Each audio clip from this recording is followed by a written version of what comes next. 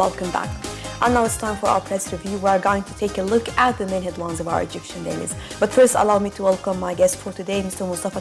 He's a political and economic analyst. First of all, good morning, sir. Good morning. Let's start by taking a look at the banner of Al-Wafd newspaper.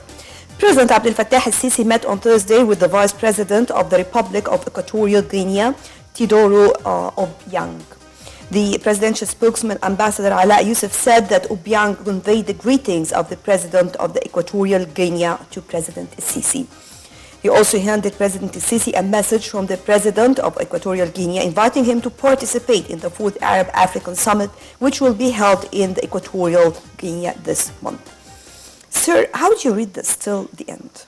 And how do you see the importance of Guinea right now, talking about African countries in general? Yes, certainly.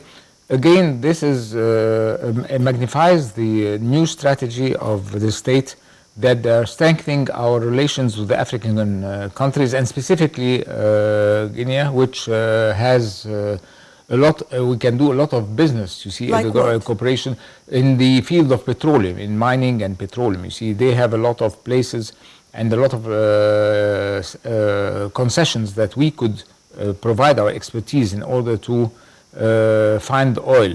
In the area of construction, you see, we have a competitive edge, and we actually had a lot of projects there through the Arab contractors. Certainly, from the other side, probably. The exports from Guinea to Egypt are going to increase the trade terms, you see. So this is a very important step. Again, the African Summit, which is going to be held very soon, and the President is going to participate, this is going to reinforce and start giving a positive thrust to Egypt, you see, because as you know, we have been neglecting the African continent a long time ago. Again, it will help us in the problem of the water problem that we are facing. Probably this country could support us in our view, in point of view, in the water problem and the irrigation projects, specifically the problem we have with Ethiopia now with the Nahda barrage. Right. Moving on to Al-Yom al-Saba. The Central Bank of Egypt decided on Thursday to liberalize the pound exchange rate as it announced a number of reforms aimed to alleviate a dollar shortage and stabilize the country's economy. The measures also included raising key interest rates by 300 basis points. The CBE said in a statement that it raised the overnight deposit rate, the overnight lending rate, and the rate of the CBE's main operation to 15.75%, 15.25%, and also again 15.25% respectively. We have more details in the following report. As part of a raft comprehensive reform program and in a move to put an end to parallel market, the Central Bank of Egypt decided to liberalize the pound. In a statement, the central bank said it had moved to a liberalized exchange rate to create an environment for a reliable and sustainable supply of foreign currency. The bank also decided to raise interest rate on lending and deposits for one night by 300 basis according to reach 14.75% and 15.75% respectively. The CBE said that banks would work all weekdays till 9 p.m. to carry out the selling and purchasing operations of the currency as well as Egyptian expats' money transfers. It stressed that its decision would not impose conditions for selling foreign currencies, and it ensures the depositors' money at the banking system in all currencies.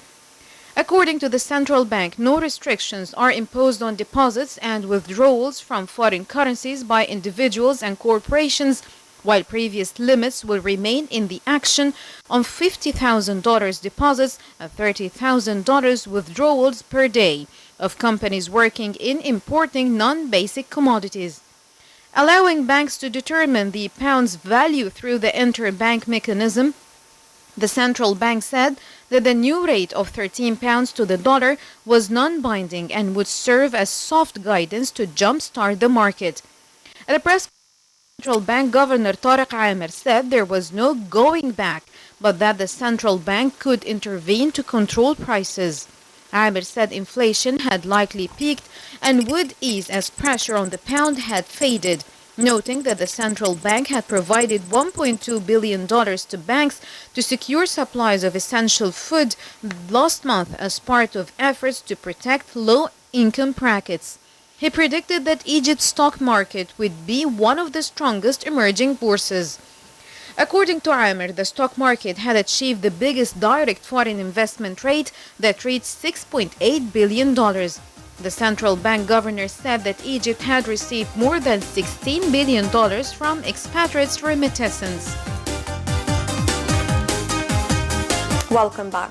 So here we have a number of issues to be discussed. First of all, talking about the idea to liberalize the pound exchange rate right now, and talking about this when it comes to encouraging foreign investment and direct investment in Egypt, of course, talking about how far are we capable to keep it, or the stabilization of the market, because definitely if you're talking about an investor, the most important part for him, because he's looking for a long term. He wants to understand where can he go. And of course, talking about that, we used to have two prices. Economists, they believe that this is the best decision taken, actually, and this is the most important decision. But do you think really it can encourage investment and can be a step forward?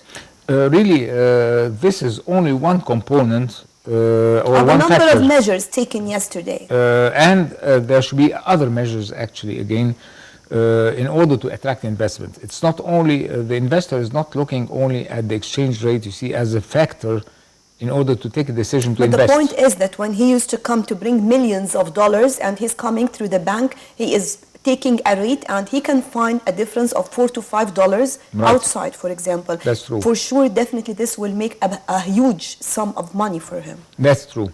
This is one thing. Another thing is, again, that there should be other factors that control investment, actually.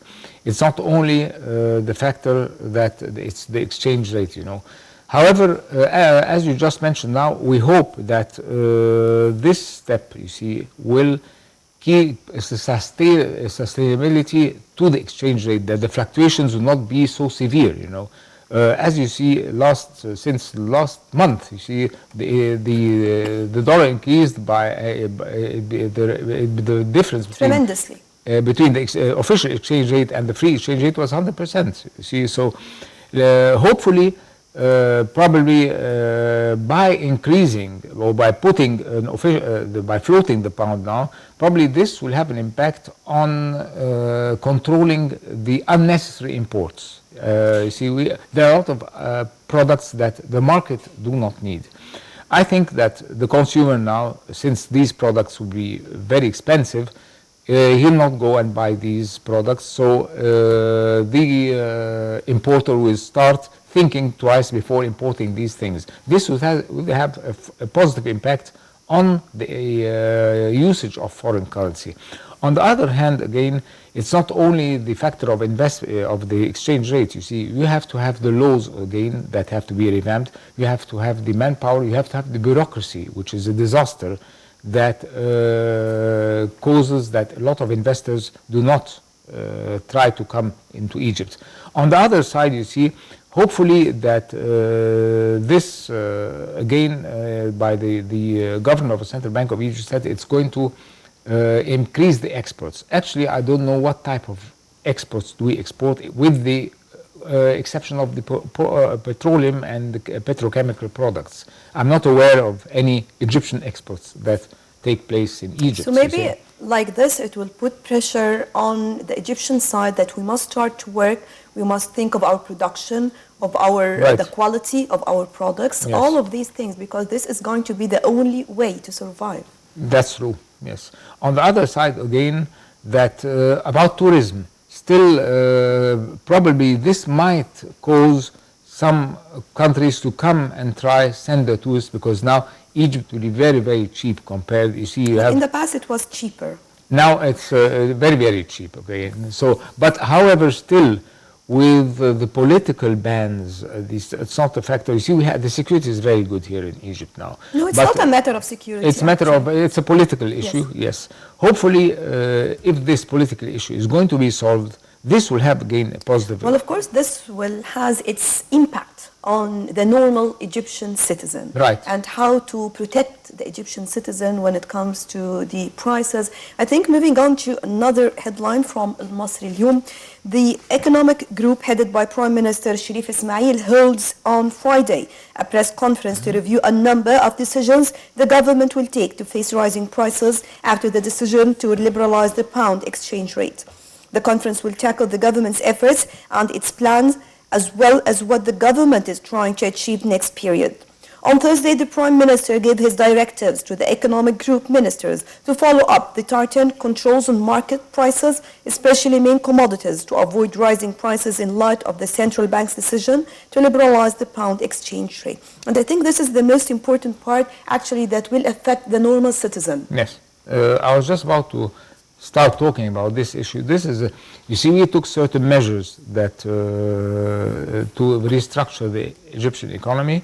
The first one was the liberalization of the exchange rate, and then liberalization of, which was this was unexpected actually, that took place, the liberalization of all petroleum products, you see.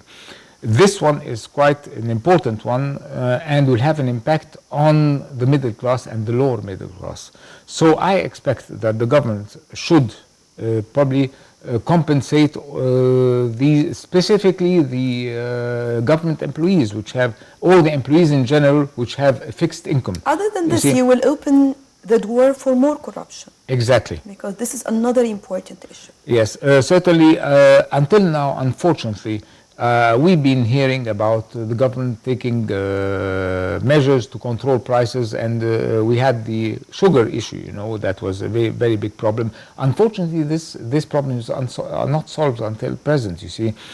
I expect that with these measures, a lot of other prices are going to increase, and this is going to affect negatively on the lower middle class and the poor people. And I believe not only the basic commodities, but all what is related to our daily routine life. Exactly. So I think from here we have to consider it, or to just to apply a certain technique so as to prevent any, you know, the challenge will be very huge. Very huge, yes, yes, it's very important. Certainly, this is the role of the government now. They took part of the decision of the program, the restructuring economic reform program.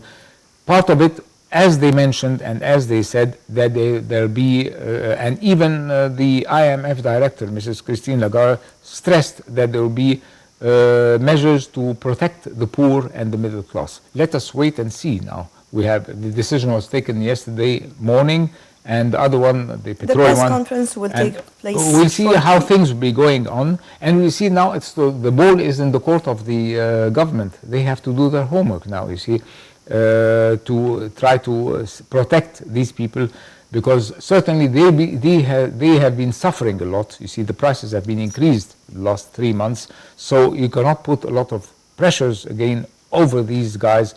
This might cause probably dissatisfaction, you see, in the streets, and probably they'll be suffering again, and they will not, again, a very, very important point, they will not be believing the government that they're taking. You see, the government said, we're going to protect you, and then the reverse is true. They're going to lose the confidence of the government, and this probably... The point is, it's not the government, it's the point that there are certain things or types of daily services that I don't know, actually, I myself, how the government can control. For example, you're talking about private sector, you're talking about private schools, you're talking about private hospitals. Yes. You're talking about a lot of services that are provided, and definitely these services, the middle class people, they were not even able to afford it. So now you have another challenge. So this is the most important part. How can you find a technique? It's the people themselves. To support each other during this critical period of time. This is true. I'd like to, your idea is a very excellent idea. Actually, let us take the chambers of commerce, you see, since they decided that they're not going to deal with the exchange, the dollar, for 2 weeks ahead, you see. In all, certain types of behavior like that, if measures are taken by the people, as you just mentioned, that they start not dealing with or reacting to these prices, you see, and going ahead with it. Probably this will be a certain self-control, as we say, that it's not by the government, as we just mentioned, is that as we have in the car industry now, you see the car industry are suffering, the traders and the manufacturers are suffering severely because the prices of cars have escalated dramatically and they're not selling. So they, at one point, they're going to start to restructure the price structure again and probably reduce the prices in order to increase their sales. This sort of mechanism, you see, that a lot of people refrain from buying new cars, this, if we apply this on other sectors, probably this will work. Right. At the end, Mr. Mostafa Tamim, political and economic expert, thank you very much for joining us. Thank you.